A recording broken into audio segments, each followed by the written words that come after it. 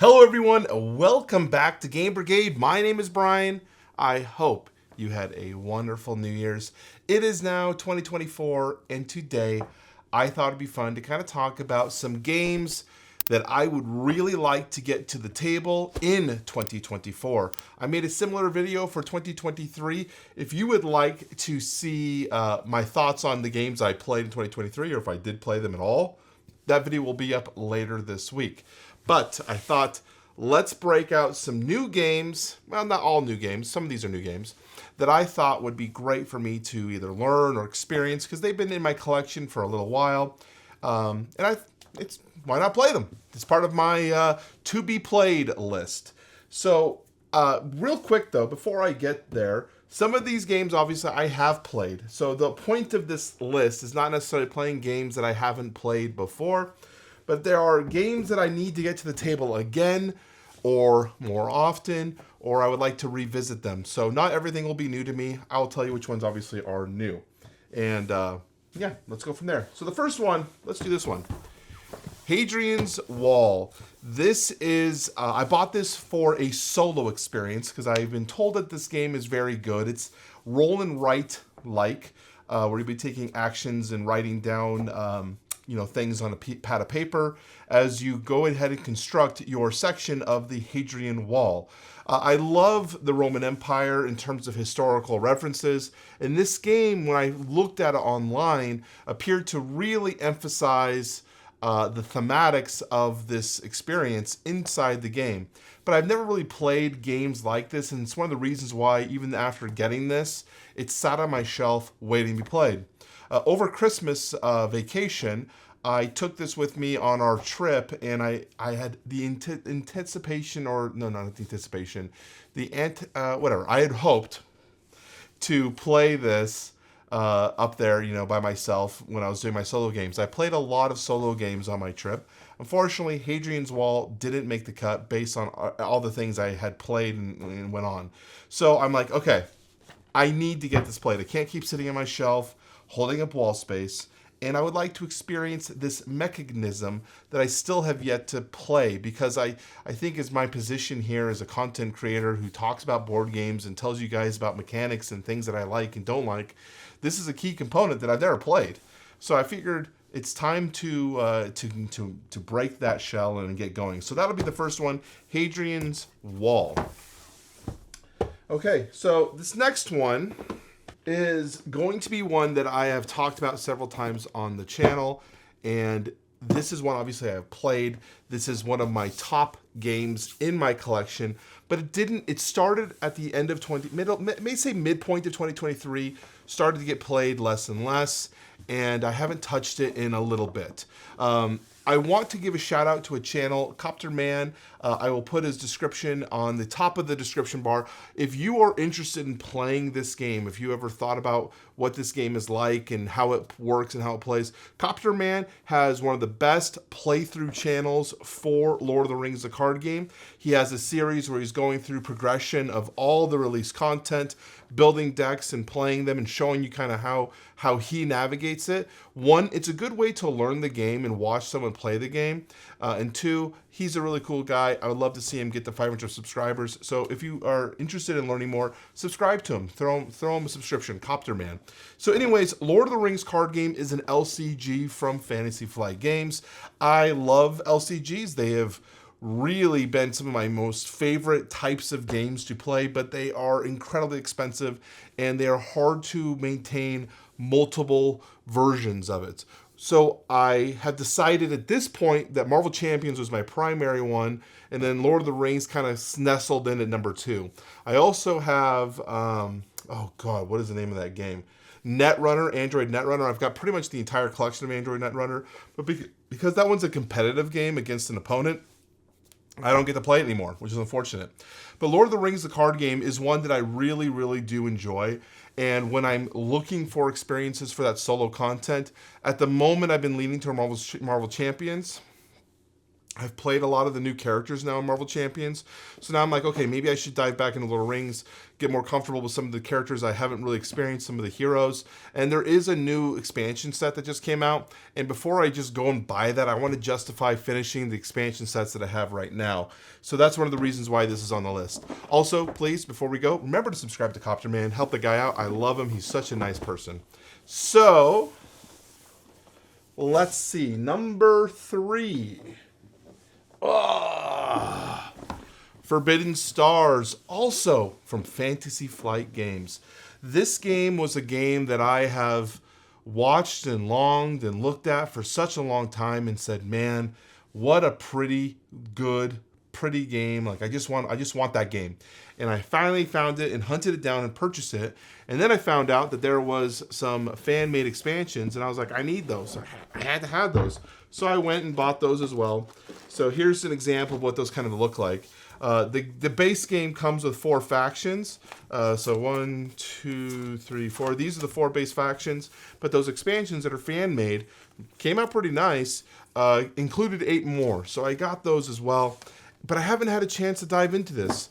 Forbidden Stars is a 4X war game that uses a bluffing mechanic where players are going to be setting down order chips around the map. Basically, will be dictating what they're going to be doing in the next round. So, you have, extract resources from planets or purchase additional new action cards or reinforce your troops or attack your opponents. So as you're placing down your chips, your opponents are doing the same. You kind of have to bluff what you're going to be doing. I love that mechanic. I love that idea. But this is one we haven't actually gotten to the table yet since I've gotten all the content for it. And I think a little bit of it is intimidation of just relearning the rules, just another game to learn. Plus, it's a long game, 120 to 180 minutes. But I think our player group is now ready for another type of competitive war game that we can add to our repertoire. And I think Forbidden Stars would be a great one to do again. So that's good, why this is on my list of games I really want to get to the table in 2024. Cool. All right. Got a good list there. Let's do this one. So I made a video on, this is bugging me. It's kind of like not flush. I made a video on Quackalope's channel basically saying the 10 worst games in his collection. And I brought up Spirit Island. I have played Spirit Island when it was like kind of new, the 2017, 2018, 2019 era. And it was okay. I didn't love it. In fact, I kind of didn't like it. And I eventually sold my copy. But you guys all keep making fun of me, saying that this is the greatest game of all time. I need to play it, and I need to understand why it's so good. And I do think the reason this didn't go over very well for me is that the person who had taught the game to us had no idea what was going on, didn't really understand the game themselves. And so you had 3 players just bumbling around, having no clue what was happening. And so it was a pretty miserable experience because we just were losing like incredibly bad. So I got this in a trade effectively, which included the expansion, I think Jagged Earth as well. And he has a broken token insert, which is pretty nice. So we're going to give this another shot, figure how this fits in my collection, see if it's worth picking, playing and keeping this around, or if I end up selling it again. You guys will find out hopefully soon this year. Oh, look at this. It's upside down too. That's one of my biggest triggering things is when a box is upside down, because as I'm talking to you guys, I don't want to have it upside down. So I want to make sure that I can read it here on the back end. So there you go. Spirit Island. All right. Let's do this one. This one doesn't get enough love. I don't think anyone talks about this game. And obviously I haven't talked about it in a long time. But this is Who Goes There 2nd edition. And I don't think this game is going to be available anymore unless you can find it on secondhand market. Who Goes There is the IP from the book that the Thing movie originated from. So the Thing was originally designed off of a book. Who Goes There is the book. And this game had the IP, but I believe they lost the IP after their Kickstarter. This company's Kickstarter ran on the last run. So I don't think this game will come back, at least as far as I'm aware. So obviously, Who Goes There is in akin to the Thing movie, if you've seen the movie The Thing, where players are going to be potentially infected with an alien, where you are going to be like a shapeshifter alien, and players are going to have to figure out who's who, or potentially not figure out who's who, as they survive through a certain amount of days or phases, and then try to escape the complex you're on. Now, the thing is some people might not know they're infected, or they might not know who's infected. I love the idea of this game. Here's the back of the box, if you can see that. And it's just been sitting on my shelf for way too long. I want to get this back out, show my new game group, what this game is like and how to play it. So that's one that, and I, to be honest with you, I almost forgot about this game because it's been sitting in like the bottom corner of my Kallax for forever. And I'm like, man, Who Goes There?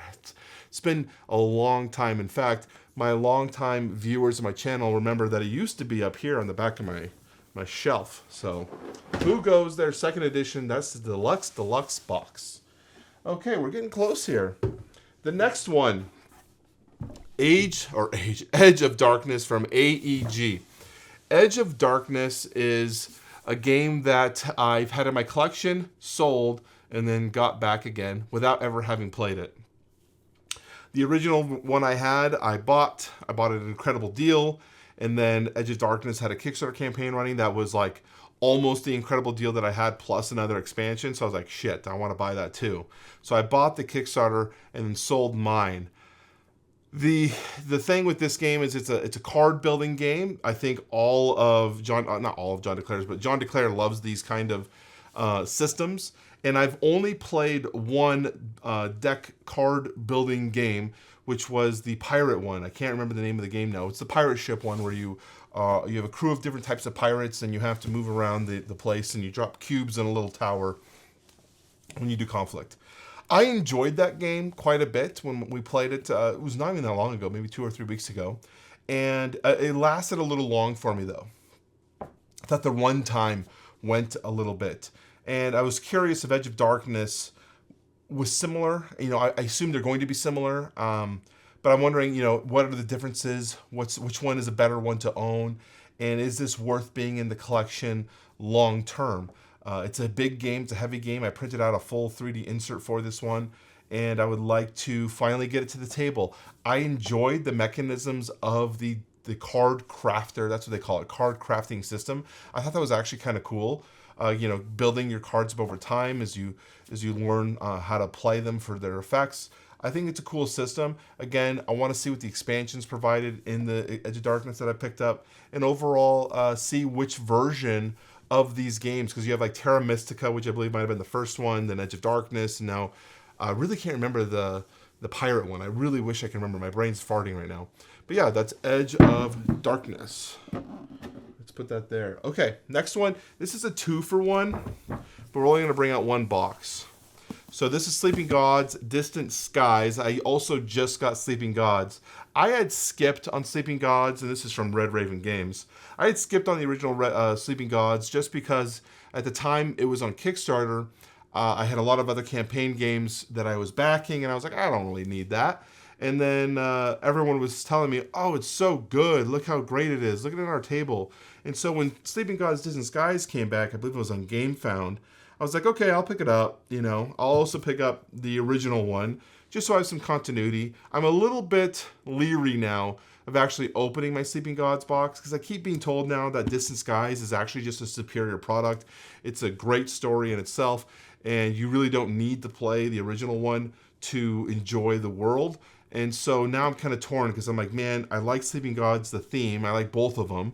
But I almost like the theme of Sleeping Gods Distant Skies more with the airplane. Kind of gives me that Indiana Jones. I mean, both of them kind of give me that Indiana Jones vibe. But for some reason, this one gives me a more of an Indiana Jones vibe in terms of like the setting and era.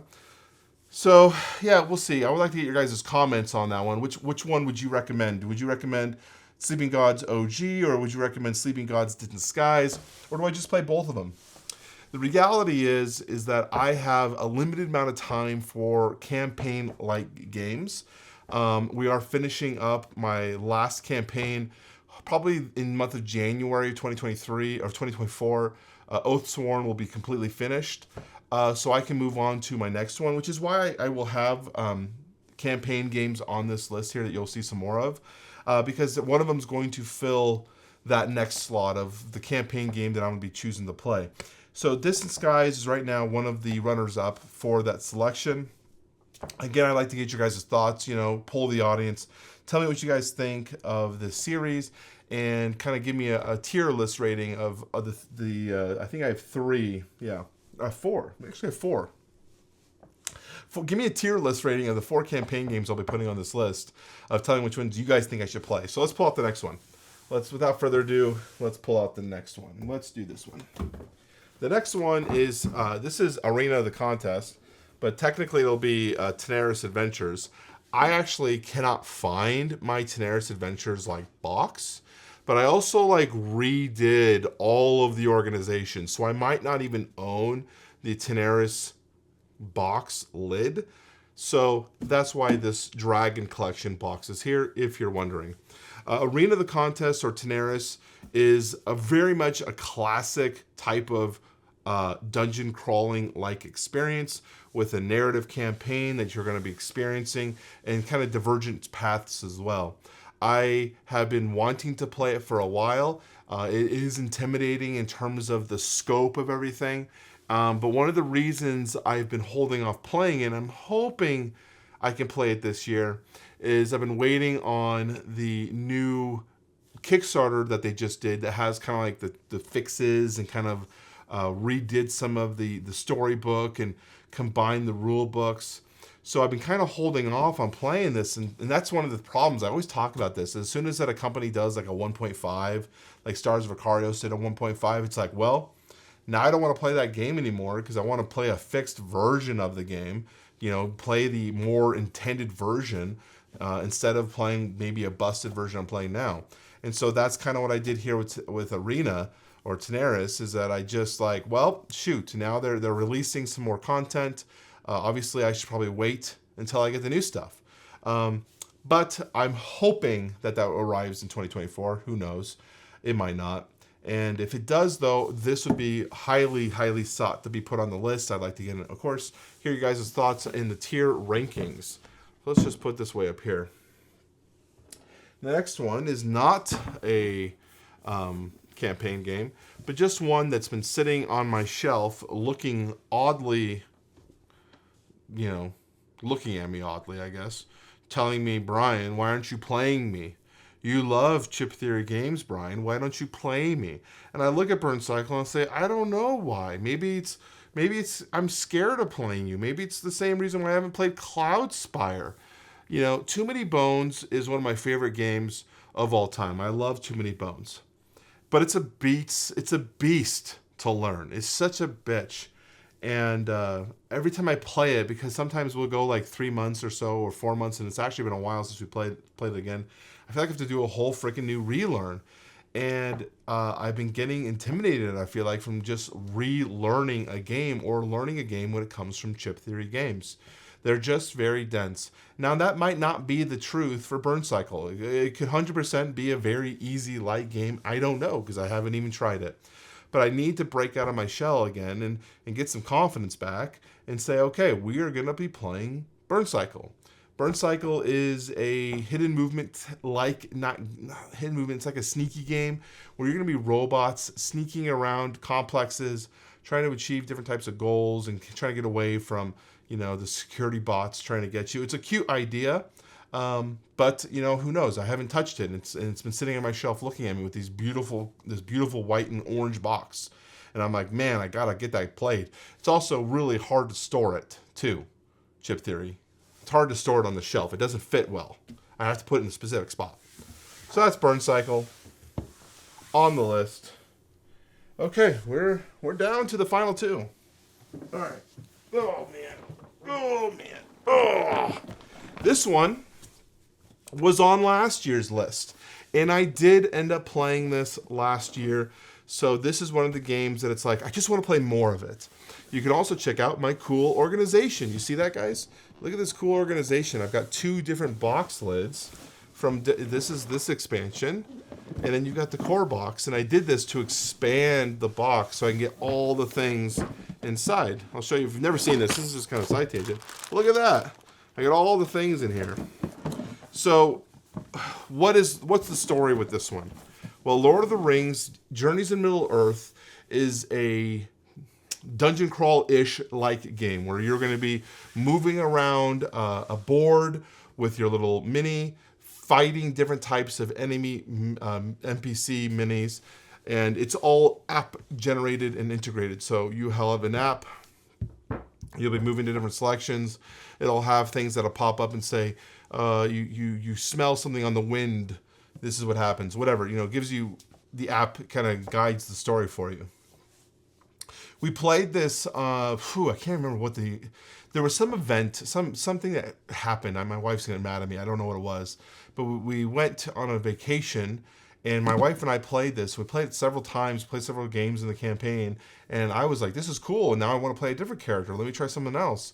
Effectively, each character, you can pick a character who has their own cards, and then you can kind of pick some side traits that you want them to have to kind of customize your character, which is super cool. And then it kind of changes completely all the actions that you can do and the success rates of things that you can do. And so I liked it so much that when we got back from the trip, I ended up buying another expansion as well as like 3 mini expansions because I just wanted all the things. I wanted all of the assortment of things. And unfortunately, we stopped playing it. We got Oathsworn delivered, and we just started playing Oathsworn instead. And then this sat on the shelf. I'm like, dang it, I really wanted to, continue our campaign of this game. So it's back on the list. I would like to get this going again, play with my wife and see what we can do and enjoy it because it was actually really fun. And I would like to kind of get back on the list. So, if I make a video like this and put it on there, it kind of guilt trips it, right? Maybe not. Who knows? So the final one. Final game. Oh, God. Mage Knight Ultimate, still in shrink wrap. I bought this years ago, guys. I bought this on Black Friday, maybe in 2021 on Black Friday, maybe even 2020. And it's been a while. It's been sitting on the top shelf of my highest Calyx shelf over here, just collecting dust because I bought it. The sale for one thing, this was $50 for the Ultimate Edition on Black Friday sales like that. You cannot beat that price. So I bought it with the intention of I'll play this in the future, but not right now. I don't necessarily need it right now. And it's been sitting there and just sitting there and looking at me. And I figured, okay, it's getting closer to the time. As I'm wrapping up my last campaign, I can now look at maybe expanding to another one. But obviously we have Lord of the Rings, we have Mage Knight, we have Sleeping Gods, and we have Daenerys. I don't know which one is the one to break out first and to experience first, but I know that one of them should be on this list. So I will be asking the question to the audience, which of the 4 would you play first and why? And what do you think would be a better experience for me for the year of 2024? Mage Knight has a lot of features of things I like. I believe it's got a little bit of deck building in it. It's got that classic RPG movement and exploration, all things I love about gaming, one of the reasons why I do game. So it has a lot of things going for it. One of the biggest holdups for me has just been the weight of the game. It's obviously going to be a complex game. This version also includes all the expansions and whatnot, which is kind of cool. So yeah, what do you guys think? That's the games.